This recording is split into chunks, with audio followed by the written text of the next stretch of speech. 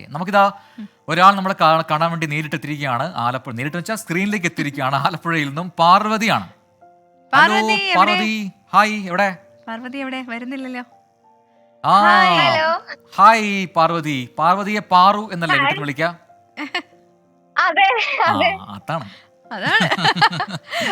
അപ്പം പാർവതി ഏത് ക്ലാസ്സിലാണ് പഠിക്കുന്നത്? ഞാൻ ഡിഗ്രി സെക്കൻഡ് ഇയർ ആയി. ഞാൻ വിചാരിച്ചേ കണ്ടപ്പോ കുഞ്ഞു കുട്ടിയെ പോലെ ഉണ്ട്. ഞാൻ വിചാരിച്ചിട്ട് 10th ഒക്കെ ആയിരിക്കുമെന്ന്. ഏത് സബ്ജക്റ്റാ നമ്മള് പഠിക്കുന്നത്? BSc zoology. നമ്മൾ അല്പം മുൻപല്ലേ ഒരു സുവോളജി ബോട്ടണി ഡിപ്പാർട്ട്മെന്റിന്റെ ആണോ ചിത്രശലഭങ്ങളുടെ സ്റ്റോറി? അതെ, CMS കോളേജിൽ ഞാൻ കണ്ടിരുന്നു. ഞാൻ പഠിക്കുന്നത് വൈക്കം സെന്റ് സേവിയേഴ്സ് കോളേജ് ആണോ? സ്റ്റഡി ഓഫ് ബട്ടർഫ്ലൈസ് അതിനെന്താ പറയാ ടേം? സുവോളജിക്കാരി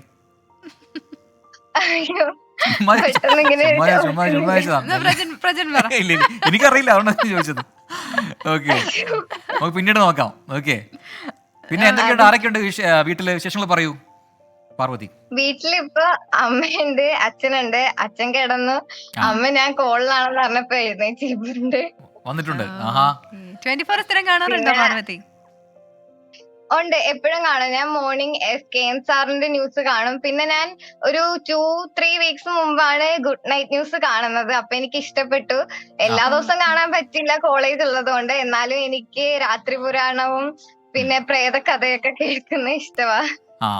നമ്മുടെ ഒരുപാട് പ്രേക്ഷകർ അതിനെ പേടിയാണെന്നൊക്കെ പറയുന്നു കേട്ടോ പാർവതി. കുറെ പ്രേക്ഷകരെ ഈ പ്രേത കഥയൊക്കെ എല്ലാവർക്കും പേടിയാന്നാ പറഞ്ഞത്. ഇപ്പം പാർവതിയെ കണ്ടപ്പോ നമുക്ക് സമാധാനമായി. കഥകളുണ്ടെന്നാ പറയുന്നത് അല്ലെ? കഥ കേൾക്കാൻ ഇഷ്ടമുള്ളവർക്ക് അത് ഇഷ്ടപ്പെടും തോന്നുന്നു അല്ലേ പാർവതി? പാർവതി കഥ എഴുതുന്ന ആളാണോ? ഏതില്ല, എനിക്കിങ്ങനെ കേട്ടിരിക്കാനും മിസ്റ്ററീസ്, അങ്ങനെ ഓരോ കഥകള്, ഓരോ വിശ്വാസങ്ങളൊക്കെ ഉണ്ടല്ലോ, അതൊക്കെ ഭയങ്കര ഇഷ്ടാ. വയനാട് ഒരു കരിന്തണ്ടിന്റെ ഒരു കഥ, ഒരു അത് എനിക്ക് അങ്ങനെയുള്ള കഥകളൊക്കെ ഇഷ്ടമാ. അതെ. നാളെ കോളേജിലല്ലോ അല്ലേ? നാളെ എന്താ പരിപാടി? നാളെ എനിക്ക് റെക്കോർഡൊക്കെ കംപ്ലീറ്റ് വരയ്ക്കാനുണ്ടാവും. അപ്പൊ അതൊക്കെ നാളെ കംപ്ലീറ്റ് ചെയ്യാ. അപ്പൊ വീട്ടിലെല്ലാവരോടും അന്വേഷണം പറയാ, സുഹൃത്തുക്കളോടും ചോദിച്ചാൽ പറയാം. ഫാമിലിക്കൊക്കെ ഹായ് പറയോ? പറഞ്ഞു തന്നെ പറഞ്ഞോളൂ.